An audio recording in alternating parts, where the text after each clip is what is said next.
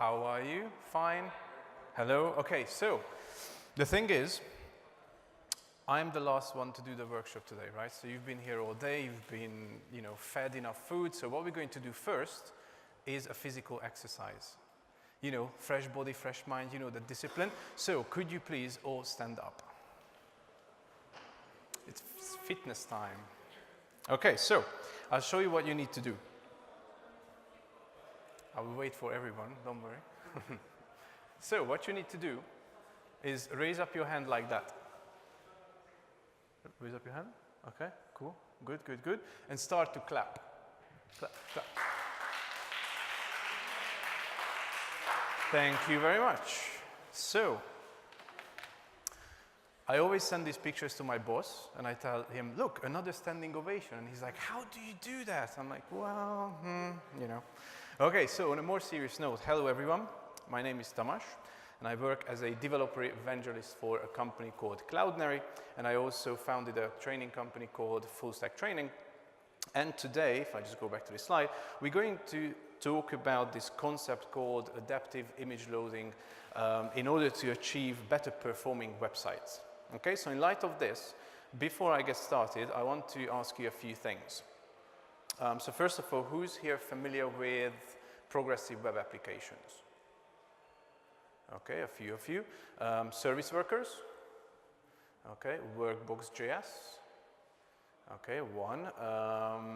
The Network Information API? One. The Save Data Header? Nobody? Good. Anyone use Cloudinary before? Heard about Cloudinary before? Two. Okay, so we're going to fill up these gaps hopefully today. So, because most of you are familiar with the progressive web app, I'm going to spend just a very little time discussing what they are, okay? So a progressive web app is really just a hybrid application type. So what that means is that you have essentially a web application that kind of feels like and acts like as if it would be a mobile application. So what I mean by a mobile application, I mean the application that you go and download from Google Play, Microsoft something, and the Apple Store. Okay, so what a progressive web is tries to achieve is that it tries to have the same sort of functionality, or the same sort of user experience than an app that you would have downloaded from one of these app stores. Okay, so what does that mean? That means that the application should be available offline as well, right? So if you think about a classic web application, if you are on the ground or in a parking garage or somewhere where you don't have connectivity, those applications normally don't work, whereas an application on an iOS device would still work, okay? So a progressive web app tries to add offline capabilities to web applications.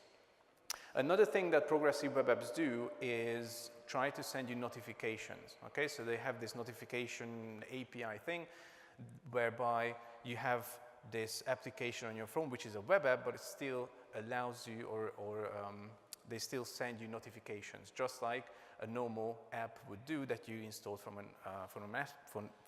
app store. And furthermore, the last point here on the slide is adaptive performance. So the reason why this whole thing is called PWA, or Progressive Web App, is because they try to progressively enhance your user experience, right? So if you don't have network, they still show you some old data. But when you have network, additional features could be found in the app itself, right? So it's basically progressively enhancing the user experience. That's the whole thing about progressive web apps. Okay, so the progressive web apps, and again, I do apologize for the people who are familiar with the concept of service workers and everything, but it's, half of the crowd is familiar with it, the other half is not, so I just go through this real quick. So the whole progressive web app concept is driven by this thing called a service worker. Okay, so how you should envision the service worker. Think about, visiting a website, yourdomain.com, and essentially the service worker is something that lives inside the browser, and it's capable of doing something really, really exciting. It's capable of intercepting all the network requests that go out from your browser to the internet, okay? And it can not only intercept that, but it can kind of massage it in any sort of way, which means that by default, every request that goes out. So you type in yourdomain.com, there's a request that goes out, it goes through this service worker. So think about the service worker as a kind of proxy, okay? So then you arrive to the site, and then when the response comes back from that site, the service worker can still modify that response as well, okay? It doesn't have to, but it can. And this is what actually drives this whole offline capability, because the service worker, when there's a request that comes back from the network, for example, could store that data offline in the browser, and then the next time you don't have internet connectivity, it can load that data up for you. So a service worker has this life cycle. So when you go to an application that uses a service worker, the browser needs to download that, install that, and activate the service worker. Okay, so this is just the steps here. Okay, so another thing that I want to discuss, and this is related to web performance kind of. So today we live in the age of visual media, right? So everyone here has seen a website before, e-commerce websites, news websites. They are full of media, right? They are full of images, they are full of videos, they are full of visual content. And you know this kind of joke that how the Homo sapiens have evolved, and now we have this mobilus sapiens, like the guy goes like this with the bent neck. So there's lots of people using their mobile devices to access all these media-rich applications, websites, etc. And you know this kind of makes sense, right? Because if you think about just like an e-commerce website, the more pretty images you see of the product, the more likely you are going to make a purchase, right? So basically this visual media is helping to drive the engagement of the application. But kind of therein lies the problem, right? So I actually forgot to link to the white paper where I took this information from, but that's from an actual study. So about 75% of average website's weight is images and video. Now probably the other thing is JavaScript in these days, and these are the two things that generally speaking slow down all the websites, right? So making sure that you manage your images and videos in the right way in your application is going to also have a direct impact on how well that application is going to perform, and then how likely customers are going to come back to that site, make a purchase, etc., etc. So here's a quote. "Oh, I will just wait for this e-commerce website to load. I have time," said no one ever, right? So there are various studies that say people are they wait about 3 seconds before they navigate away from the site, right? So you have very little time to present something to your users. And trust me, if someone is looking for, I don't know, a shoe, they're not going to choose your website if it doesn't load, because they can buy that shoe from 20 other places. So they're going to go to the site which loads faster, and they can make the actual purchase. So just think about this e-commerce example again, right? So you then realize, okay, your site loads in a kind of mediocre way, and you want to optimize your images, you want to optimize your media assets. But this is really challenging, right? Because how many devices are accessing your website? So there are people from Safari, from Chrome, from desktop, from mobile, from Android, from this, from that, from iPads, whatever, right? So if you think about one image, just think about an image about the shoe, right? You have to create various sizes. In an ideal scenario, you would have to create various formats for that, right? So, for example, Chrome supports a WebP format, which is the most optimized image format for the Chrome browser, but other browsers like Safari do not support that format. So you have to ideally serve a different format for that browser, right? So there's different aspect ratios, different formats. Also, if you use a Retina screen, then you need to use the source set with the 2x flag, so that you actually download an image that is twice as large, because the Retina display can show that to you. So there's lots of things that you need to do. And then you need to remember, okay, JPEG is for photographs, PNG should be for graphics and illustrations, GIF should be for simple animations. And then what about WebP, JPEG 2000? Should I use a MOV? Should I use a GIF? And then you basically go crazy, right? So optimization of media assets is really challenging. So this is the vicious circle. This is how I call it, the vicious circle. Okay, so more images mean better visuals and website, right? So the more images you have, the prettier your site is going to look like, essentially. And of course, the more images you have, then you're going to have more conversions. You're going to potentially make more sales, right? The more images of your shoe you have on your site, the more the people can browse that, and the more likely they're going to make a purchase. But then, what we just talked about, right? More images directly impact the performance of your site. And the performance directly impacts your conversions and your sales. And then you just go round and around and around in this circle and trying to figure out what to do.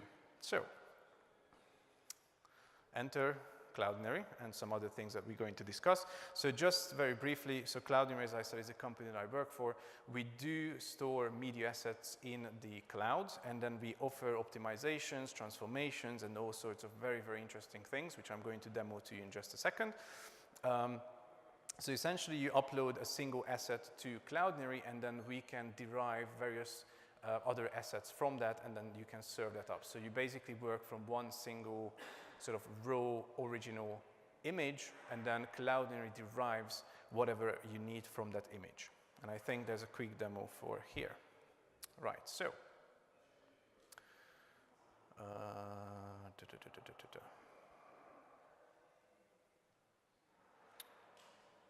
I need this.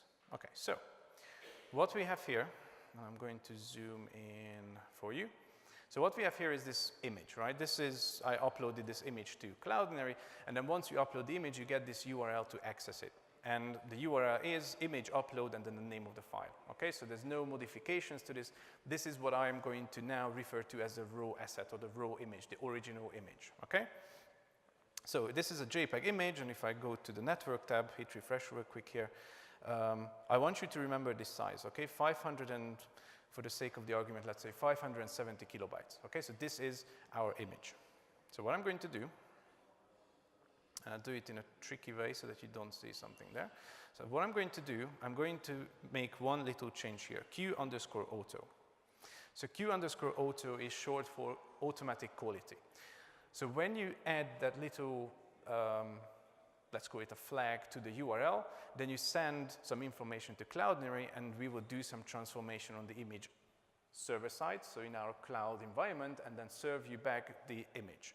Now, what I want you to concentrate on is whether you can tell me if the quality of the image that you see here is going to change once I hit enter.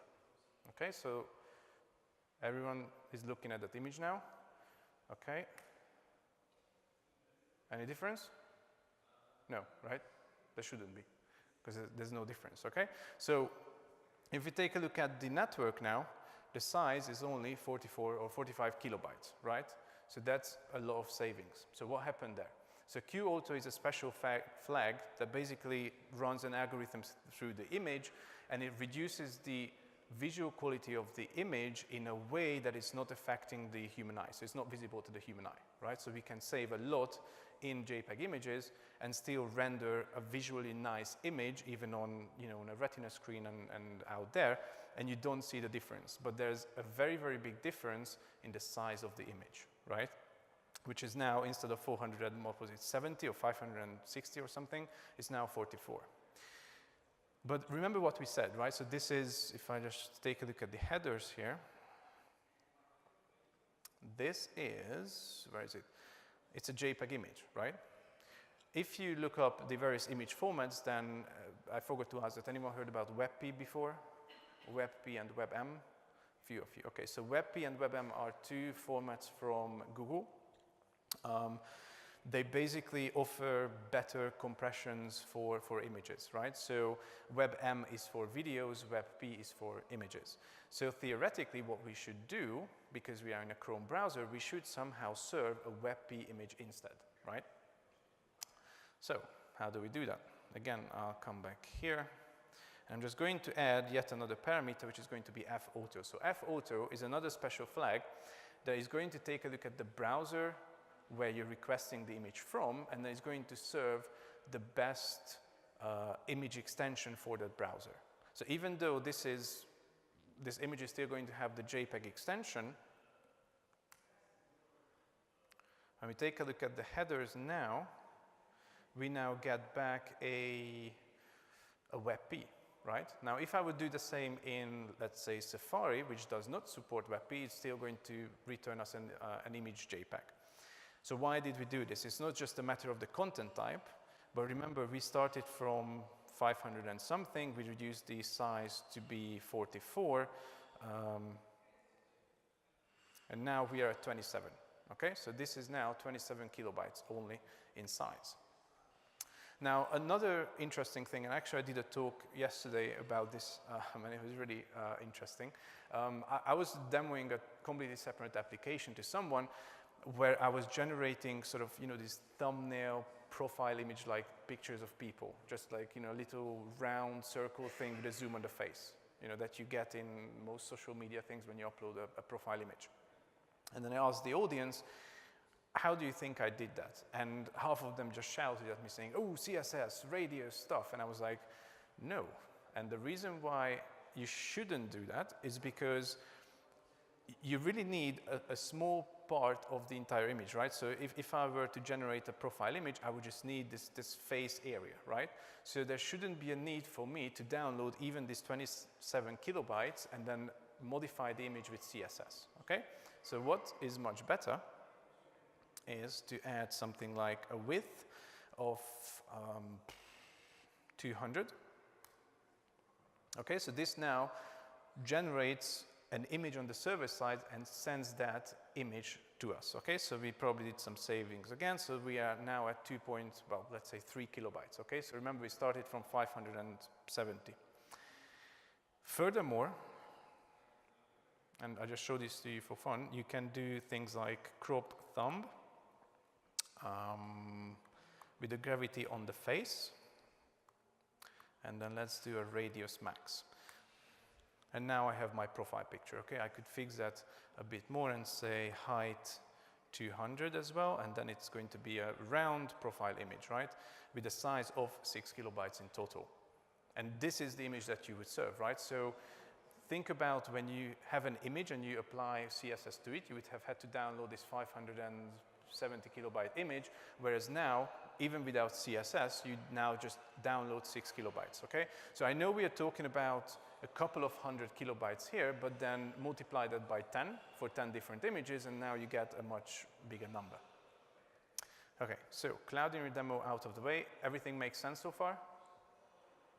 Yes?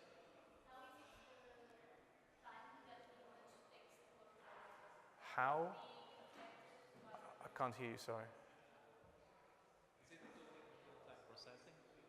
Is it doing real-time processing? Was it the question? Yes, because the time it took to download has increased with each parameter. But yeah, for images, will the second request take advantage of cache, for instance? Yes, so what happens, Cloudinary stores a derived version of your transformation. So every transformation that I've done now is stored somewhere in Cloudinary.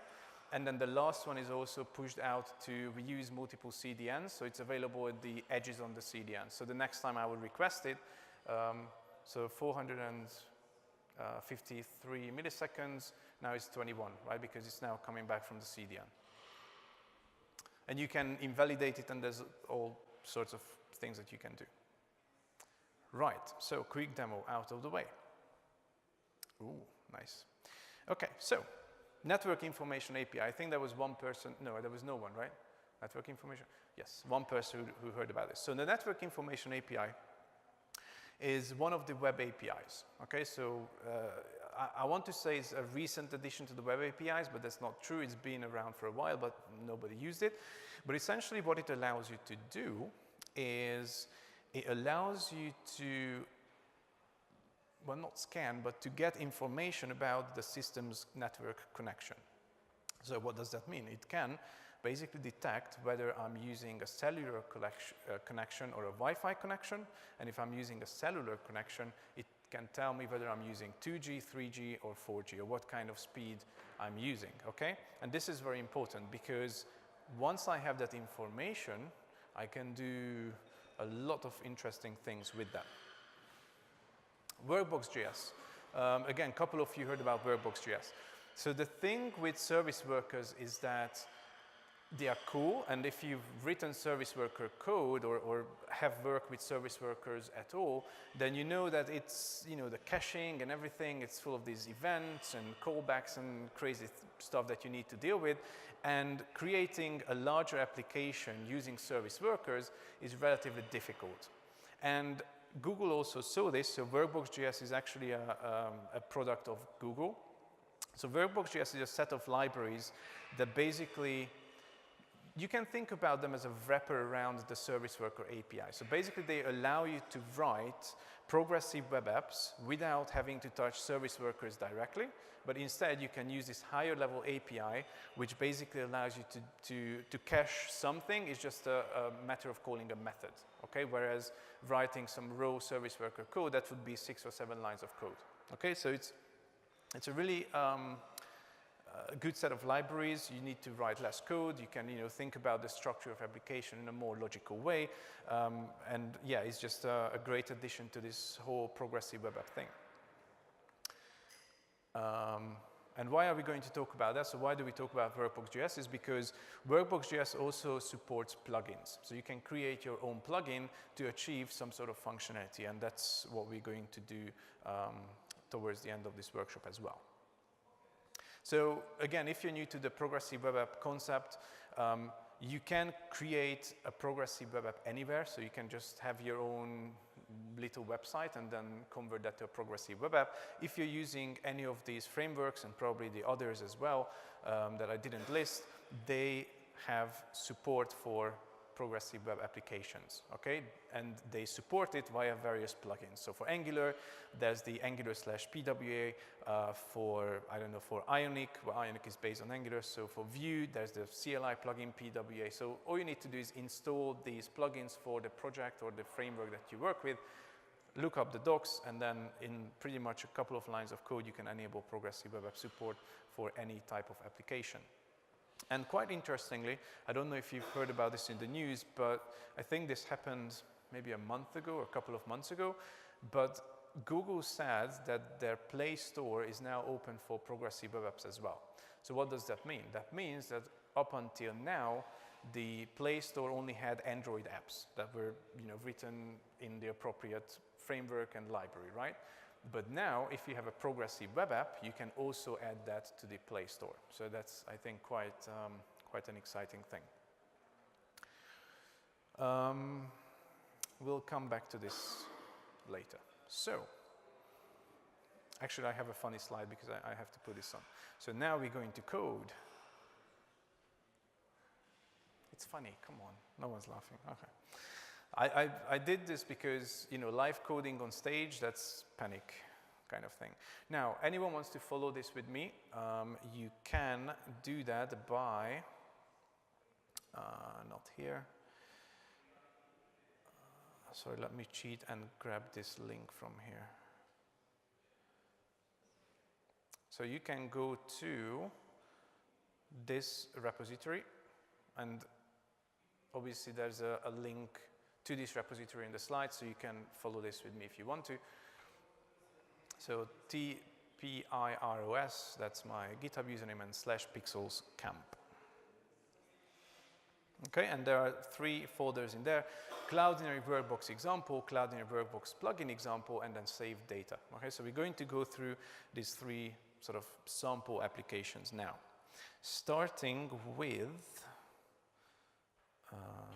Cloudinary Workbox example. Okay, so 8081. 8081. Okay, so your favorite online sports magazine, right? So this is a sample application that you can envision to be a news app. It has images, it has some articles, and we want to make sure that this site, should we lose the network connection, is still available. At least it returns us this data. Because in a progressive web app, it doesn't matter if the actual application returns you some stale data. By stale data, I mean some old data that's not refreshed, but it still should return you something. And then when it connects to the network again, it will make a request and it will update the data, right? So, about this app. So let me just walk you through this real quick here. There's an index file, right? So there's an index file, there's an app.js file, and I'm not going to walk you through this, but there's this function that generates the card, and there's a made-up API that looks like this, right? So there's a news array, there's a title, an image, and some other things in there, okay? And then the application itself consumes this API and then generates those cards for us. But the important bit that happens is not this generate card function, which is actually a mammoth of a function, but never mind that. The important bit is this, okay? So what we do here is we check whether the browser itself, so that's the first line of the code, we check whether the browser has this service worker available at all, right? So very old browsers wouldn't have that, but newer or the latest browsers have that. And then we basically take the service worker file that we have, and then we're going to register that. And what does the service worker file look like? So we're going to concentrate on this bit here. Now, I mentioned that using Workbox makes our life really, really easy. And how does it do that? So first of all, there's this import scripts thing that you see. So we pull in the Workbox JS library, which is hosted on Google. Import scripts is a method that is available in the service worker scope. So if you're creating and using a service worker, you can use this import script to import any external JavaScript into the scope of your service worker, okay? Now, once we have the Workbox JS available, we make sure that it's loaded, and then we do these two things first of all. So pre-cache and root. This is line number 5, so I'm just going to highlight that. So line number 5 here is, again, this is, when I first saw this, because I used to work with service workers a lot, then I saw this line in Workbox, I'm like, what? So basically what that line does is it allows Workbox to pre-cache some of your assets, index.html, your CSS, some various JavaScript files, even at the same time when your service worker is still loading, okay? That means that even after the first load, you have some static assets cached by Workbox. And that's, I probably don't realize how cool this is, but this is really cool.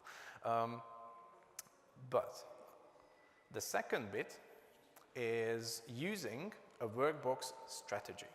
So what we do there is that we tell Workbox that every time when you see, we tell the service worker, remember the service worker proxy? I said when, requests go out, they go through this service worker. So what we do here is we tell the service worker that if you see any request going to /API/news, make sure that you add it to a cache called the API cache. So essentially, we take the response that comes back from /API/news, and then we shove it into a cache. Why do we do that? Well, if we take our application offline, we should still be able to consume the cached version of the API. Okay, so I'm going to show this to you.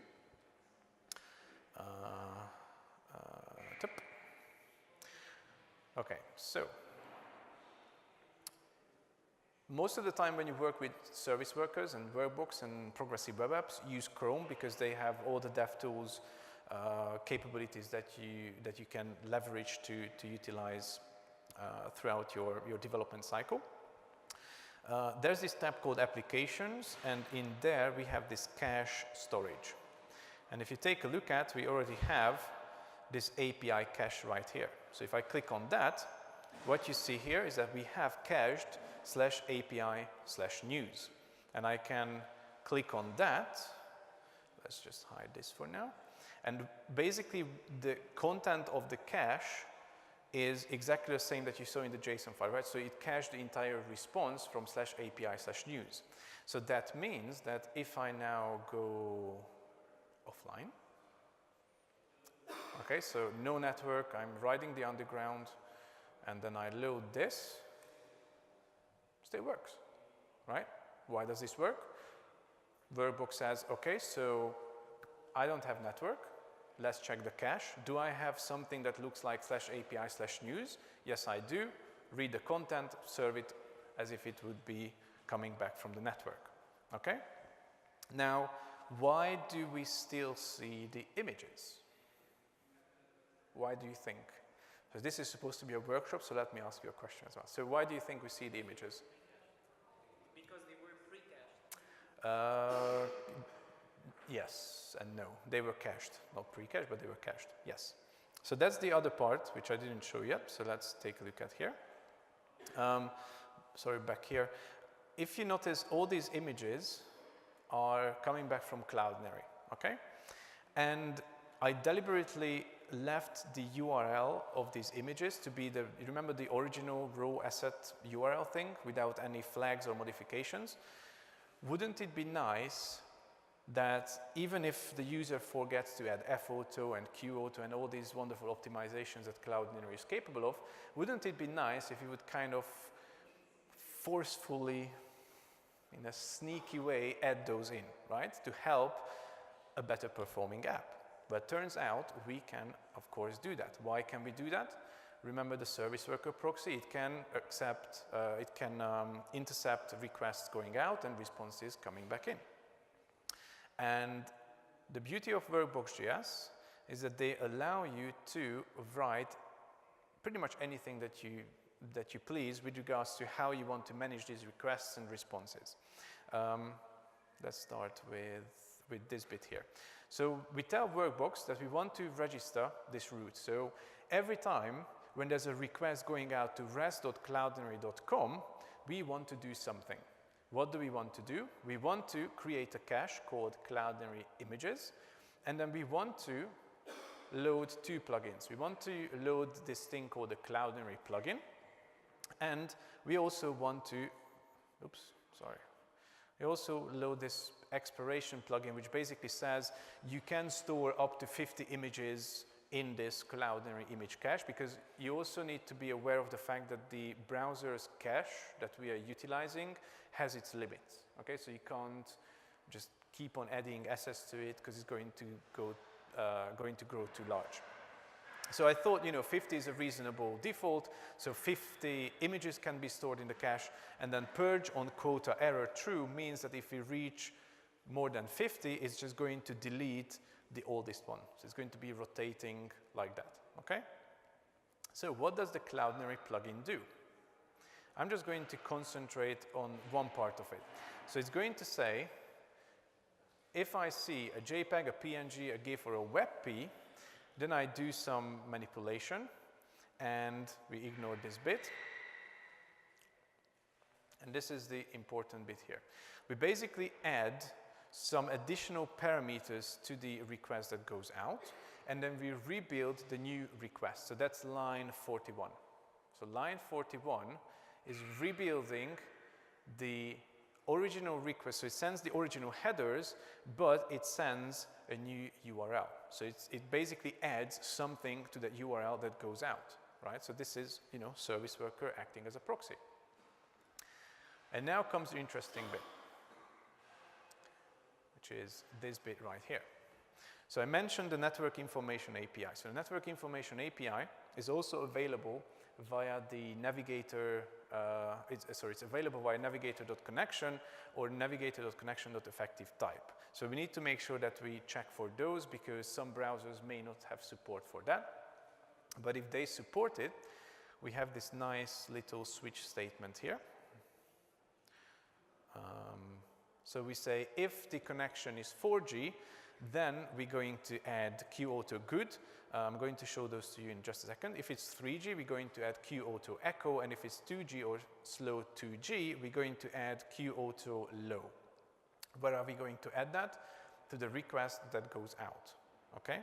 So these Q-auto flags, if I just go back here. So here, let's just remove all of that. So Q-auto itself removes the quality in a way that is not going to visually impact, the image itself. But I could add a value of, say, 20 here, or sorry, Q20. And probably you can see that the image quality is now reduced. So basically this means that we reduced the image quality by 80%. So we explicitly say how much quality reduction we want to achieve. But we can also do something like Q auto, and we can do echo, which is going to have there are some various defaults for different types of images, but it's going to create a very small image, right? So this is 30, let's say 40 kilobytes, but if I do Q auto low, then it's 37, and what was the other one? Good. So Q auto good is then still going to leave the quality at a relatively good value, and it's now 50 kilobytes, right? So you can see that under the hood, we still modify the image, and we're still saving a couple of kilobytes here and there. So putting this all together, what do we have right here? So let's restart this app. So application, clear storage. So I just want to make sure that I clear all the service workers, the cache, and everything. Have network backup. And let's see what happens in the console. So Workbox has some very effective logging, and it tells us that it has pre-cached 5 files, right? So these are the static assets that it has pre-cached for us. So this is the pre-cache and root bit, okay? So we have app.css, bootstrap, index, app.js, and some other bits and pieces. The second time I refresh my app, there's a lot going on. Let's see this one here, for example. So it says using cache first to respond to URL. So cache first is one of the caching strategies that you can use with Workbox and with service workers in general. So there are 4 types of caching strategies. Cache first, stale, sorry, forgot, network only, and cache only. So cache first means that if there's a request, we're going to check the cache first. Does it exist there? If it does, return it. If it doesn't, go out to the network if we can, return that, and while we return that from the network, also put it into the cache. Okay, so that's why we see, because this is the second time when we load it, there's nothing found in this cache, and it's going to respond with a network request. Okay, and view the final response here. And what I want you to notice is that even though we request this URL of /image/upload/pw/conta.jpg, what the actual response is that. Okay, so we massaged the outgoing request, and we made sure that even a person forgot to add a photo and didn't add QAuto, which they should, because that reduces the size of the image, we forcefully put that in there. Now what this also means, let's clear this again. If I go and say I should be on a slow 3G, so we're going to throttle the network connection, go back to the console, clear this, refresh. And this is going to take a little bit of time because we are on 3G, of course. But what's going to happen, actually, can you tell me what's going to happen?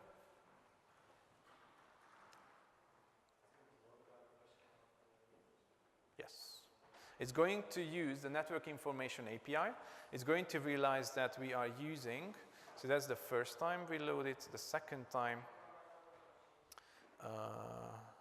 Now it's in the cache, and let's see, so cache first, final response, and now we do QAuto low, okay? Because we have that little clause in there that says if the network information API is available and if it's a 3G connection, then it's QAuto low that we should cache. So by default, and this is not only useful for achieving web performance, right? You need to think about the experience from the end user's perspective.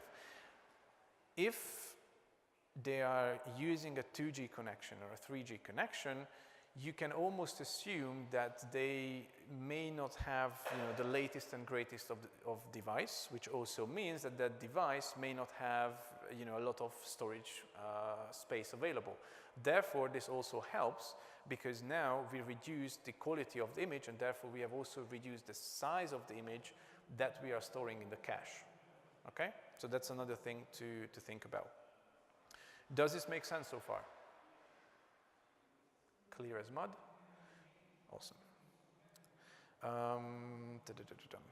So I won't spend time, I will just show you this other thingy here. So as I said, Workbox, what do I want to say? Workbox allows you to create your own plugins, and I should be probably proud of this, but I think I've wrote the first third-party plugin for Workbox, which Google actually put on their website, so I'm quite proud of that. And it's essentially the same code that you saw there. It's this, network information API reducing the quality of the image. And I have this other example just to show you how robust Workbox.js can be, because it can allow you to programmatically build a service worker. So you don't necessarily need to create a service worker by typing in some service worker code. You can tell Workbox.js how to generate a service worker.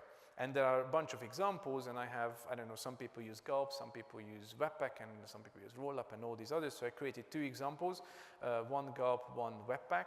Who wants Gulp? 5. Who wants Webpack?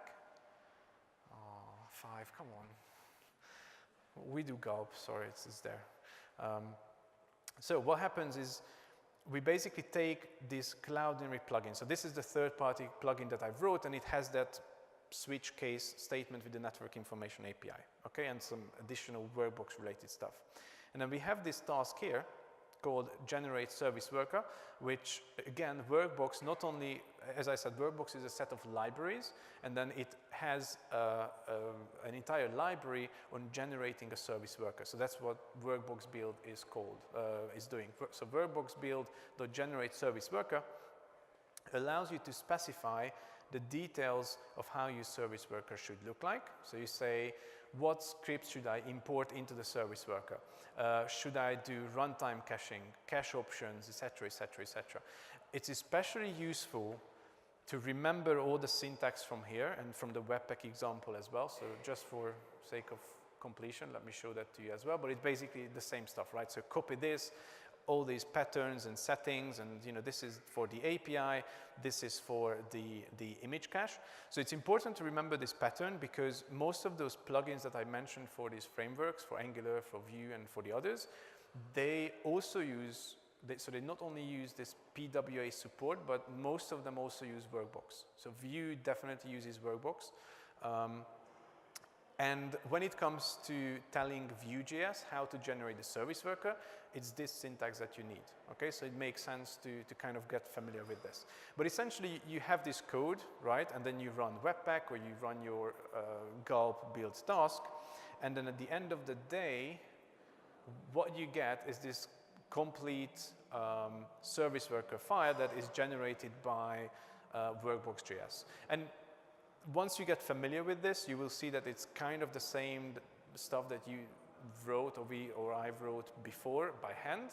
But you can have a build task that has a section to build a service worker. Okay, so the last thing that I wanted to talk to you about is, going backwards, is a save data header. So luckily, no one heard about a save data header, so at least I'm giving some new knowledge to everyone here today.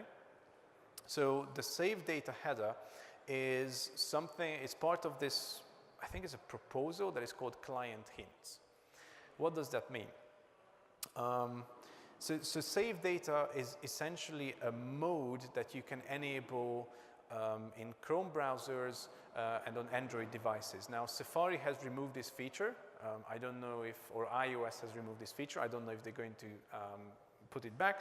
But basically what it allows you to do is, maybe you have a strict mobile data policy, you have 1 gigabyte every month available, and you want to enable this data saver mode to tell websites that, you know what, I need to be careful about how much data I use, so please try not to send me too much data.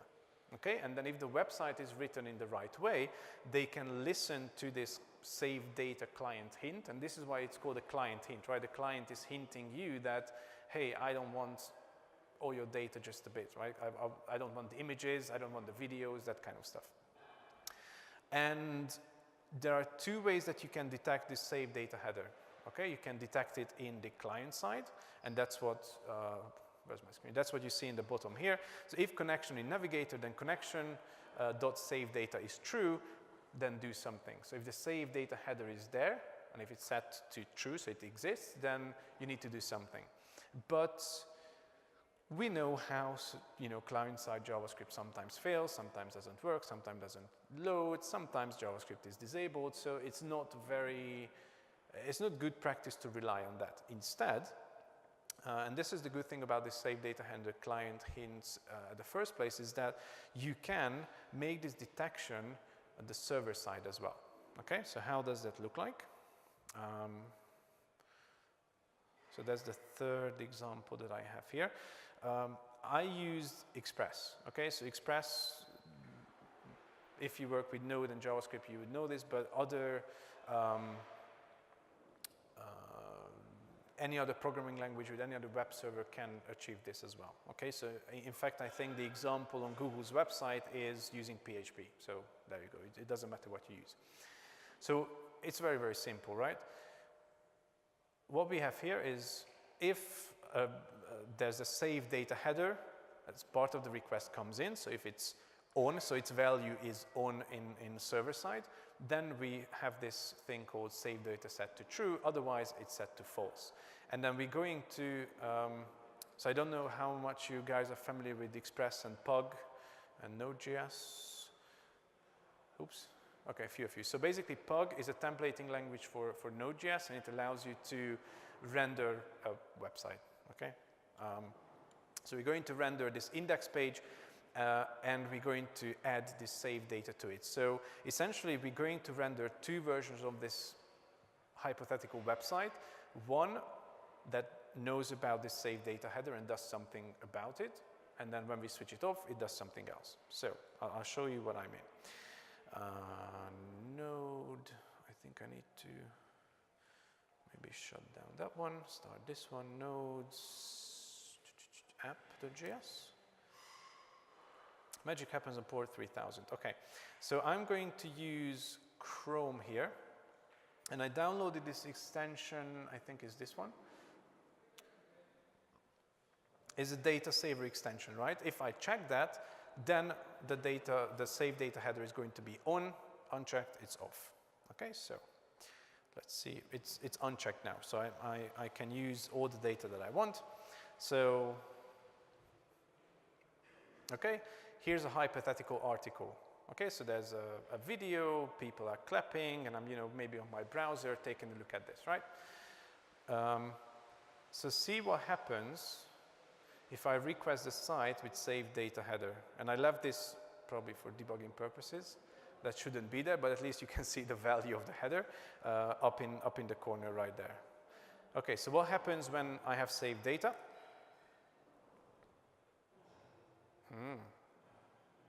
So what happens?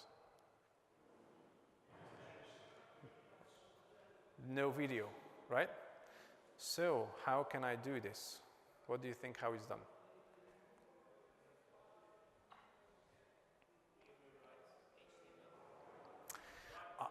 I could do that, but there's something a lot cooler that I do than that. So I'm going to show that to you. Needless to say, the key again, sorry, is Cloudinary. So what happens is, I'm going to copy this. So basically, yeah, there's an if-else statement that says image or video, but that's not the cool thing, right? So if the save data is on, load the image, otherwise load the video. So that's kind of fair enough, right? But the beauty of this is the following. So I copied the access URL of the MP4, of the video file in Cloudinary, right? So if I hit enter, this is what you saw as part of the application. all I need to do is change the extension, JPEG, oops, JPG, and I got the image. That's it. End of story, okay? So what this does, and I'm kind of lucky in a sense that, and I don't think this is deliberately done by Cloud Engineer, but if you take a look at the video, the most important part of the video is the actual shot, right? Because that's what the video is about. And when we generate the JPEG file, it actually stops at just before the guy releases the shot. Okay, so it makes a nice cover image as well. So this is how you can leverage the save data header from server side. So basically, based on this condition, you can generate sort of less data-intensive elements in your HTML. Does this make sense as well? Okay. Where are we? We're not coding anything anymore. Okay, so a couple of resources. So I don't know how, but these slides are going to be distributed to you. I wrote a PWA handbook, so it's completely free. You can download it there.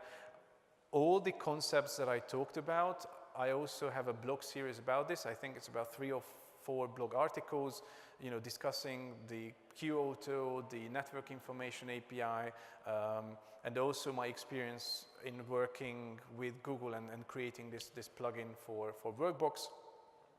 Just for fun, there's another interesting app.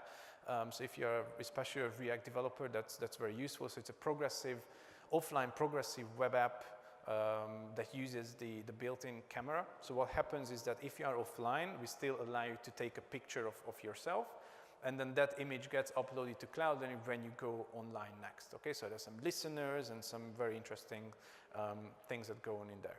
And then the last link is essentially the workshop material. So all the 3 sort of sample applications, so the save data header one, the plugin example, and the example without the plugin are part of that GitHub repository as well. So please feel free to take a look there. So that's obrigado from me. Do you have any questions? Other than, is it over? Okay, and in case if you don't have any questions, then again, obrigado, thank you very much for your attention. And yeah, it was good to have you all. Thank you.